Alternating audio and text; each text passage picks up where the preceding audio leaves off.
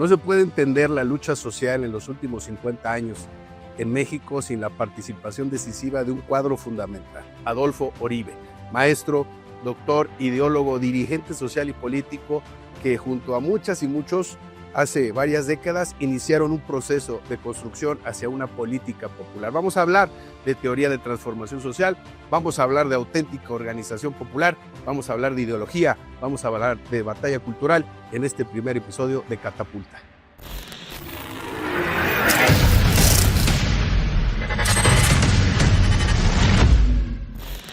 Adolfo Oribe Bellinger, economista y político mexicano, reconocido por su paso como diputado federal en la 62ª legislatura. Formado en la UNAM, donde consolidó su visión académica, obtuvo también un doctorado en economía que marcó su enfoque analítico. Durante décadas se ha definido como un organizador social dedicado al trabajo con comunidades, y además es autor de múltiples libros que reflejan su pensamiento y aportes al debate público. Este es el perfil de uno de los intelectuales más persistentes de su generación. Maestro, muchísimas gracias por estar con nosotros. Muchas gracias, diputado, por invitarme. Para mí es un privilegio estar en el Congreso de la Unión y muy en particular con el diputado González Naveda. Muchas gracias. Abarcar en una plática como esta décadas de lucha, de aportación teórica y política es realmente difícil. Podría yo decirle, si pudiéramos empezar tal vez con un recuento histórico de lo que ha sido política popular, el aprendizaje que significó, pero está tan imbricada, existe tal congruencia entre su aportación teórica y su aportación práctica, que realmente yo creo que en la plática se van a ir dando las cosas simplemente al platicar, así, porque existe una congruencia absoluta en lo que usted ha escrito y en lo que usted ha hecho. Entonces, si me permite, iniciemos con una aseveración no temeraria, no audaz, pero sí muy puntual. Maestro, la ideología es el motor de la historia. Sobre todo, la ideología hegemonizadora es la que define y la que escribe la historia. No se imagina, diputado, la satisfacción que me da escuchar de una persona como usted una frase de esa naturaleza. Porque Marx se equivocó. Es decir, no es la economía la que efectivamente determina la realidad de una sociedad. Son los seres humanos. La sociedad está hecha con y por seres humanos. Y los seres humanos hacen la economía, hacen la política en función de su ideología. Entonces, realmente es la ideología la determinante de las realidades sociales que se han dado en el curso de la historia. En esta aseveración, que es realmente trascendental, con muchísimo contenido, radica mucho de la construcción teórica del maestro Oribe. No es tanto una crítica a Marx, sino es una aportación, es digamos un crecimiento de la ciencia que Marx construyó, que Lenin desarrolló. Usted está haciendo una aportación muy valiosa con la que muchos coincidimos desde hace tiempo. Las relaciones de producción no son una agencia, son una institución. Así es. Las relaciones de producción son construidas por actores. Y esos actores, ¿cómo es que construye el maestro? ¿Cómo es que los actores construyen un orden de las cosas? ¿Cómo es que se da ese proceso? En función de su ideología. En función del contexto, obviamente, que les rodea, pero en función de su ideología. Yo creo que usted me dio la oportunidad de decir mi manera de concebir lo que yo llamo la teoría de la transformación social. Marx, Engels, luego Lenin, emprendieron el inicio de la teoría y la práctica de la transformación social, en el caso de Lenin, pero hubo otro gigante de la política que no se menciona suficientemente seguido. Se llamaba Mao Zedong. Y Mao Zedong lo que hace antes de morir es una revolución cultural. Es decir, ya el proletariado, como se dice, había tomado el poder después de una revolución de 22 años, de 1922 a 1949, dirigida por el Partido Comunista de China y en particular por Mao Zedong, ya había tomado el poder, pero aún así no se podía construir el socialismo. Y no se podía construir el socialismo porque no había socialistas. Así de fácil son las cosas. Es decir, se construye el capitalismo porque hay burgueses, se construye el feudalismo porque hay señores feudales, se construye el socialismo porque hay socialistas. Pero si no hay socialistas, hay que ayudar a que se creen, en términos sociales, los socialistas. Y eso es lo que hace Mao con la revolución cultural. La gran revolución cultural proletaria la emprende Mao dándose cuenta que a pesar de tener el poder, el Partido Comunista de China, todo el gobierno, todas las instituciones del Estado, el apoyo de la ciudadanía, no se estaba construyendo el socialismo, se estaba construyendo un capitalismo de Estado, como lo hizo la Unión Soviética y con todo el dolor que nos causa, como lo ha hecho Cuba. Esos son capitalismo de Estado, no son realmente una transformación social que permita la construcción del socialismo. Entonces emprendió la revolución cultural el 8 de agosto de 1966, tuvo 10 años, para hacer que el pueblo entendiera que había que pensar de otra manera, que había que tener prácticas de otra manera, que había que relacionarse con las demás personas de otra manera. Es decir, no basta con hacerse del ente colectivo del Estado, como la izquierda tradicional siempre ha enfocado en la lucha de conquistar el poder. Eso no es suficiente, porque una vez que se conquista el poder, si no se construye una nueva ideología desde abajo, realmente no se va a llevar a cabo una transformación social. Esa es una de las tesis centrales. Así es. Usted acaba de decir exactamente lo que la humanidad no ha visto en toda su historia. El siglo XX es la demostración de el fracaso, de la crisis, de la vieja noción de que conquistando el Estado, a partir del Estado se podía construir una sociedad diferente a la capitalista, la liberal capitalista, que se podía construir el socialismo. Eso es falso. Si la población no es socialista, no se puede construir el socialismo.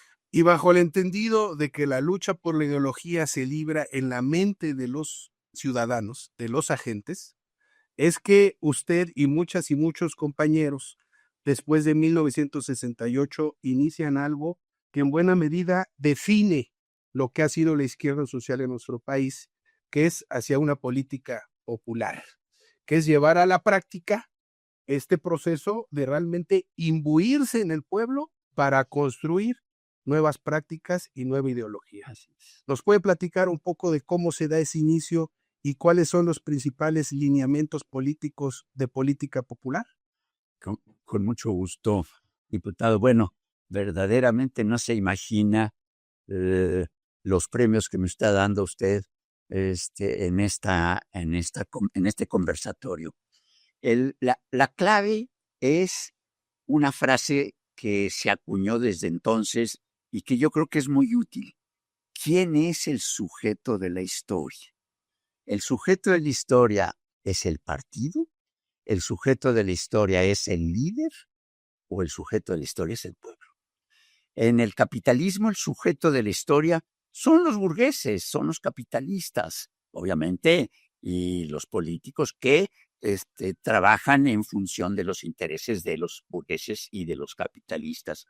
Pero si queríamos construir una sociedad distinta, ¿quién es el sujeto de esa sociedad distinta? Y si queremos que verdaderamente sea lo que hemos tradicionalmente llamado socialismo, el único sujeto posible de una sociedad socialista es el pueblo. Si el pueblo no es sujeto de su propia historia, no hay manera de construir socialismo. El pueblo, no el proletariado, sino el pueblo en su totalidad. El pueblo en su totalidad. El proletariado es un concepto creado por Marx en un texto teórico, es decir, en un texto en donde no había más que dos clases, la clase burguesa y el proletariado, y lo que no era una clase, sino como Marx lo decía, un saco de papas, que era el campesinado. Lo cual no es cierto, pero bueno, esa fue una frase ideológica de Marx. Lo que nos ha fallado durante todo el siglo XX y lo que va del siglo XXI es entender que si no ayudamos lo que nosotros llamábamos brigadistas, si no ayudamos los brigadistas, integrándonos con la gente, a que la gente sea sujeto de su propia historia, no hay manera de transformar la realidad en la que vivimos. Y ese ejercicio de que el pueblo pase de ser un sujeto social a sujeto histórico, a que se vuelva dueño de su destino, de su historia, es un proceso largo y que implica muchísima práctica política en territorio permanente. Una de las principales premisas de política popular era: hay que ir a vivir con las masas, a vivir con el pueblo. No se podía tener esta lógica pequeño burguesa de la izquierda tradicional de querer tirar línea desde el partido, desde la academia. Eso es realmente lo que rompe un paradigma. Por eso política popular realmente nos muestra cómo se hace ese proceso, porque ustedes toman la decisión de ir a vivir con el pueblo y desde ahí ser parte de esa lucha. Así. Y no nada más irnos a vivir con el pueblo como intelectuales, como sus maestros, no, a trabajar con el pueblo, a comer frijoles y tortilla, a tener como casa el tipo de vivienda que tenía el pueblo con el que estábamos integrados, a trabajar con ellos de tal suerte que tuviéramos realmente las mismas necesidades, que sintiéramos física, emocional y pensáramos intelectualmente como la gente. Y entonces sí, no dirigir a la gente, que es el error de los partidos comunistas, sino al revés, con base a lo que llamábamos un sistema de preguntas, con ayudar a la gente a que reflexionara su realidad y reflexionara la dirección que estaba tomando esa gente en esa realidad. ¿Para qué? Para que se volvieran sujetos de su historia. La clave es que el pueblo sea sujeto de su historia. Mientras los que tenemos la inquietud de transformar la realidad en la que vivimos, no entendamos que el chiste es que el pueblo sea sujeto de la historia, no hay manera de que construyamos un nuevo tipo de sociedad. Y esa lucha continúa, es una lucha popular permanente, donde ahorita podríamos hacer un balance sobre todo lo que se construyó en ese momento y lo que ahorita se está llevando a cabo. Usted es, maestro, sumamente incisivo, por supuesto, desde un inicio, en su crítica a la democracia liberal. Esta democracia que nosotros hemos normalizado y consideramos como el gobierno de todos, como si esta representatividad legislativa que nosotros llamamos democracia fuera realmente la democracia de todos, cuando no es así, maestro. Lo que tenemos es un intermediarismo que realmente desempodera al ciudadano, ¿no? O sea, yo creo que usted usó ahorita un concepto que para mí es muy importante e implica un desarrollo de la teoría de la transformación social iniciada por Marx, por Engels, desarrollada por Lenin y, desde mi punto de vista, sobre todo desarrollada por Mao Zedong con la Revolución Cultural.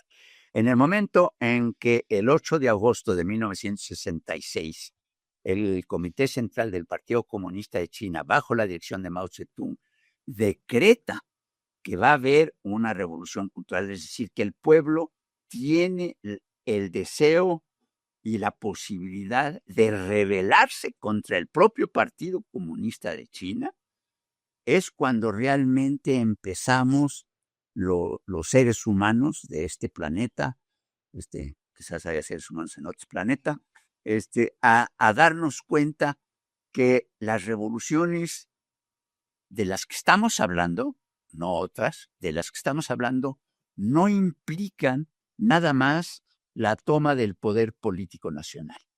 Implican muchísimo más que eso. Implican la transformación de la manera de pensar de la gente. Yo creo que en términos de una comparación con lo que sería una revolución socialista, la Revolución Mexicana sí hizo eso. Sí, la Revolución Mexicana, desde mi punto de vista, no empezó el 20 de noviembre de 1910, como se suele festejar. No inició con Madero. No empezó con Madero. Madero todo lo que quería era que no hubiera dictadura. No tenía más presencia. Era un liberal. Por eso mis críticas al liberalismo, desde mi punto de vista, el liberalismo es la peor enfermedad mental que uno puede tener, porque el liberalismo implica el individualismo y las sociedades debemos de ser comunitarias, debemos ser colectivos, no individualistas. Entonces, cuando realmente inicia la Revolución Mexicana es con el plan de Ayala de Emiliano Zapata. O sea, cuando Emiliano Zapata, él mismo dice, Madero nos traicionó, tenemos que pensar en un tipo de revolución totalmente distinta. Él es cuando realmente inicia la Revolución Mexicana. Y efectivamente, a Carranza, que desgraciadamente también era liberal, no le queda más remedio en 1915, el 6 de enero, que decretar la reforma agraria, porque de otra manera Zapata lo estaba rebasando por la izquierda.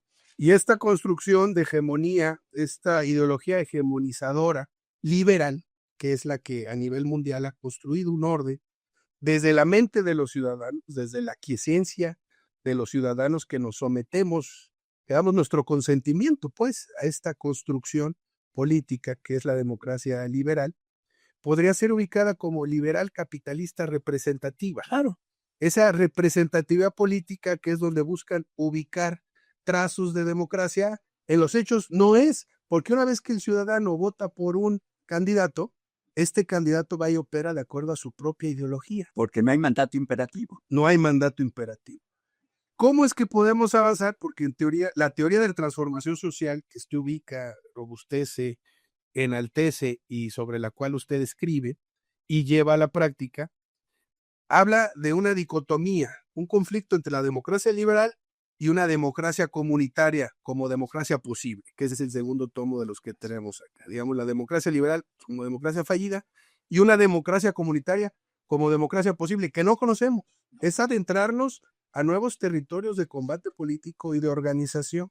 Pero ¿cuáles serían las bases, pues, de esta democracia comunitaria? ¿Cómo se construiría? Yo pienso para comenzar, que la democracia tiene una raíz griega y latina que dice demos, en plural, kratos, plural.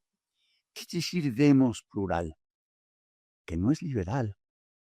O sea, lo que no hemos pensado los que manejamos la bandera de la democracia es que demos es plural, no es individual. Y lo que el mundo occidental, no sé qué tanto el mundo oriental, el mundo occidental, lo que en el mundo occidental ha imperado es la democracia liberal, individual. Es decir, nos llevan a votar en cubículos en donde estamos encerrados ante el mundo. O sea, tenemos que expresar nuestra voluntad en secreto, cuando vivimos todos los días en comunidad. Vivimos en familia, vivimos en una manzana, vivimos en un centro de trabajo, todo es plural. Y sin embargo, la democracia liberal nos obliga a que ejerzamos. Nos individualiza al punto que sea una decisión, Exacta, como si decidiéramos por un producto, y como un champú, como una marca. Y en secreto, supuestamente, no debemos, o sea, debemos estar protegidos de que nadie sepa por quién votamos. Todo eso es el liberalismo llevado al extremo. Y por lo tanto, todo lo que he escrito va fundamentalmente en contra del liberalismo. Desde mi punto de vista, y esa es una diferencia que tengo con muchísimos de mis compañeros de la izquierda, es que nuestro enemigo principal no es el capitalismo. Nuestro enemigo principal es aquí en la mente el liberalismo. Porque el liberalismo, como sistema político, como hegemonía, sienta las bases para que el capitalismo se pueda desarrollar. Si no hubiera liberalismo, no habría capitalismo. En el fondo, la crítica que usted hace y el corpus de su texto ubica la primacía de lo político sobre lo económico, porque esa es la construcción de una hegemonía. Se sientan las bases de un sistema político que pueda apuntalar la marcha de un sistema capitalista o económico. Exacto. Una cosa va antes que la otra. Esa es también la crítica a Marx que usted hace, no la crítica, sino la contribución a la teoría de Marx. Va en ese sentido también. Me encontré ahorita, obviamente por decencia no voy a decir su nombre, a un amigo mío que desde hace mucho lo conozco, que es diputado por el PT. Y aquí arriba en el Pleno, usted me hizo el favor de invitarme al Pleno. Y me estaba alegando de que debíamos aprovechar la situación que estábamos viviendo en términos de bienestar. Había una manta gigantesca en el Pleno sobre bienestar, porque le estábamos pudiendo dar muchos programas sociales a la gente humilde. Y yo todo lo que le hice fue preguntarle, ya iba a decir su nombre, puntos suspensivos, ¿y cuál es la contrapartida de todos estos programas sociales? Bueno, pues de que la gente se sale de la pobreza, que vive mejor. Y una cosa más importante, amigo, ya estás haciendo dependiente. Estás trastocando su mente, y me acuerdo por esto que estamos diciendo la importancia, estás trastocando su mente para que en vez de que él sienta que es por su trabajo o por su capacidad emprendedora, no dije empresarial, emprendedora para hacer una cosa o hacer la otra, él se sostiene y sostiene a su familia. No, él lo estamos acostumbrando a 20 y tantos millones de mexicanos a extender la mano y efectivamente construir una relación con el Estado mexicano idéntica a la que construyó el Imperio Español durante los 3 siglos en que conquistaron este territorio. Por eso es tan importante leer y releer al maestro Uribe y escucharlo, porque la congruencia que lo caracteriza, él es sumamente crítico del proceso de transformación como lo estamos llevando a cabo aquí en nuestro país. Es muy crítico también porque desde el liberalismo mexicano, usted lo dice claramente, como los liberales mexicanos, dentro de tanta gesta heroica que hicieron para construir un Estado soberano, una soberanía política, pero optan pues por imbuirse en esta hegemonía liberal individualista, rompen con la tradición más colectiva, comunitaria, orgánica del país y asumimos más bien una lógica que nos viene de fuera, indudablemente. Esa crítica que usted hace al liberalismo mexicano, siento que es sumamente importante, pero sobre todo la crítica que hace ahorita en materia de las transferencias directas al ciudadano. Sí, han servido para combatir la pobreza, porque los datos ahí están, pero ¿hasta qué punto estamos individualizando al ciudadano y volviéndole una isla dentro de lo que es un todo? Porque perdón que lo interrumpa, diputado, un presidente que se dijo de izquierda, el licenciado Andrés Manuel López Obrador, todavía profundizó esta situación liberal de los programas sociales, porque los individualizó. De las primeras medidas que él tomó como presidente fue destruir las organizaciones sociales que recibían los programas sociales con el pretexto de la corrupción. Bueno, sí, debe haber habido muchas organizaciones sociales donde prevalecía la corrupción, pero destrozó algo que nos viene de nuestras dos herencias. Los mesoamericanos no eran liberales individualistas, eso ni se conocía, y los españoles eran de la contrarreforma. O sea, los españoles que conquistaron este territorio eran contrarreformistas, es decir, estaban contra el protestantismo y el liberalismo que imperaba en el siglo XVI en Inglaterra y en el centro de Europa. Entonces, o sea, duele saber que un presidente que se dice de izquierda, al mismo tiempo se dice liberal. Sí, dentro de la clave liberal conservadores mexicana, digamos, haciendo referencia a la contradicción política permanente entre un liberalismo y un conservadurismo, liberalismo republicano. Ese debate que es tan interesante es uno que tenemos que estar dando permanentemente. Yo le voy a hacer un comentario.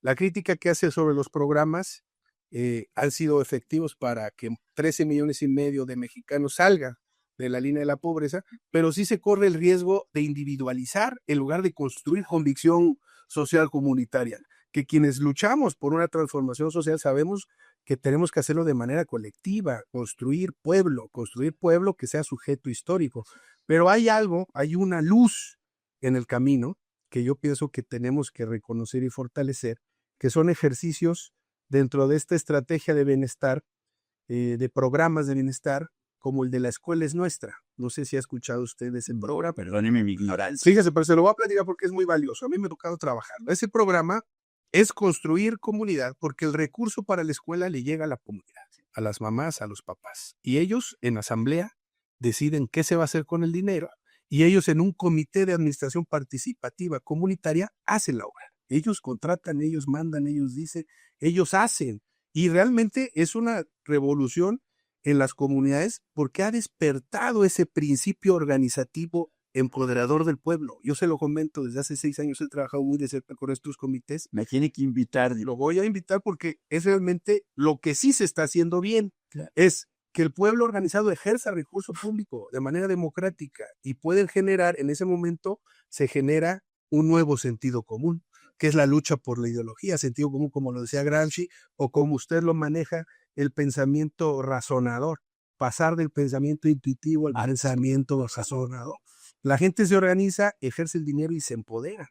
Y más ahora que pasamos con el reconocimiento de los pueblos originarios afromexicanos en el segundo constitucional, pasamos pues a que las comunidades hagan un ejercicio democrático de su propio recurso también.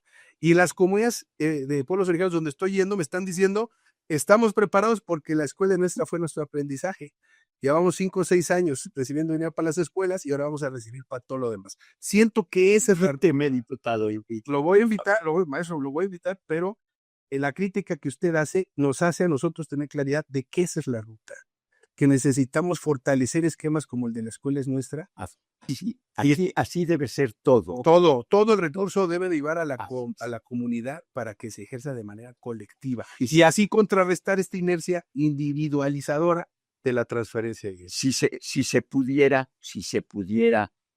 transformar los programas sociales que el expresidente López Obrador individualizó para que volvieran a ser colectivos, sería otra lucha muy provechosa para el pueblo mexicano. Es la ruta correcta, sería la ruta. Es la ruta correcta. O sea, la individualización de los programas sociales no es la ruta correcta, aunque para haberlo hecho, el presidente haya asumido el pretexto de la corrupción.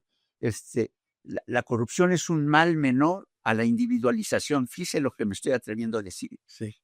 Yo prefiero el comunitarismo con tintes corruptos que el individualismo puro, porque no estoy muy seguro que el individualismo sea puro. Pienso que el individualismo también es corrupto. Entonces, si vamos a tener corrupción por los dos lados, yo prefiero que haya comunitarismo a que haya individualismo. Porque además, diputado, nuestras dos herencias históricas no son liberales. Ni los mesoamericanos eran liberales, ni los españoles. Los españoles vivían la contrarreforma. Estaban en contra del protestantismo y estaban en contra del liberalismo que iba de la mano del protestantismo. Así es. Entonces, ¿por qué negar nuestras herencias históricas? ¿Por qué no al contrario? Tratar de decir, órale, en términos de nuestra familia, en términos de nuestro sector de trabajo, en términos de nuestra manzana, volvamos otra vez a ser comunitarios. Mire, voy a dar un ejemplo que es muy difícil de dar. Liceo Carlos Salinas de Gortari introdujo el neoliberalismo en México.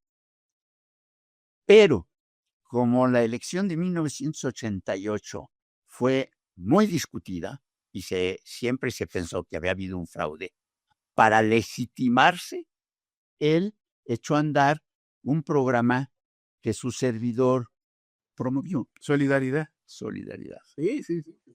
Y solidaridad era colectivo, no era individual.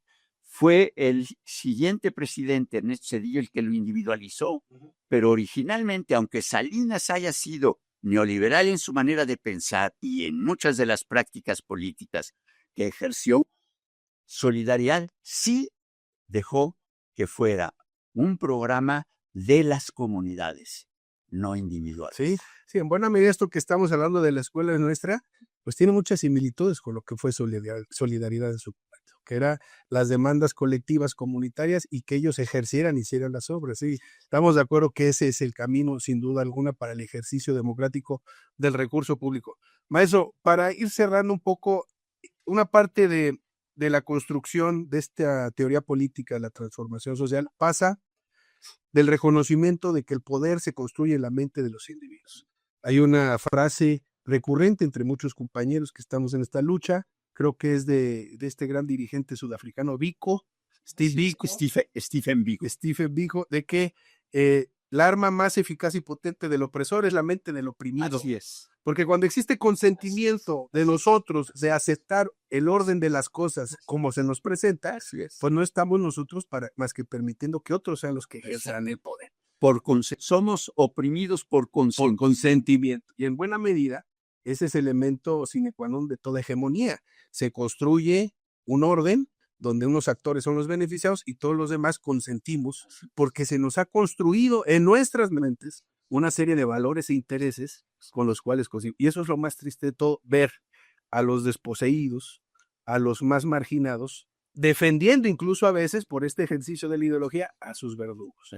Por eso la lucha política real es lo que hacía política popular, que era la lucha por la ideología, que es la lucha por el sentido. Yo le quiero preguntar, ¿cómo se construye el poder en la mente de los individuos? ¿Cómo es que se da esa batalla y cómo es que debemos de enfrentarla en la coyuntura actual? En la realidad. ¿Qué quiere decir por la realidad? Nosotros abandonamos nuestra forma previa de vida, abandonamos nuestra forma previa de trabajo, en algunos casos con mucha tristeza, mucho agobio, abandonamos incluso nuestras familias para irnos a vivir con la gente. Ahora, la enorme diferencia donde hubo una ruptura trascendente en nuestra participación con la gente a lo que los partidos de izquierda, incluyendo el Partido Comunista, el Partido Socialista, o lo que ahorita hacen los partidos de izquierda, inclusive Morena, de estarle diciendo a la gente qué es lo que tiene que hacer. Nosotros, al integrarnos con la gente, nos hacíamos parte de la gente. Y con un método que le llamábamos el método de preguntas, cuando había que decidir si solicitábamos ir a realizar un trámite a tal oficina o con tal funcionario, le preguntábamos a los compañeros campesinos, compañeros indígenas, compañeros obreros, porque estuvimos con todos ellos. A ver, tú le vas a hacer una pregunta. Al hacerle la pregunta y él te dé la respuesta, si te la da favorable, ¿qué está pensando él respecto a la contrapartida del favor que te está dando, que tú vas a votar por él?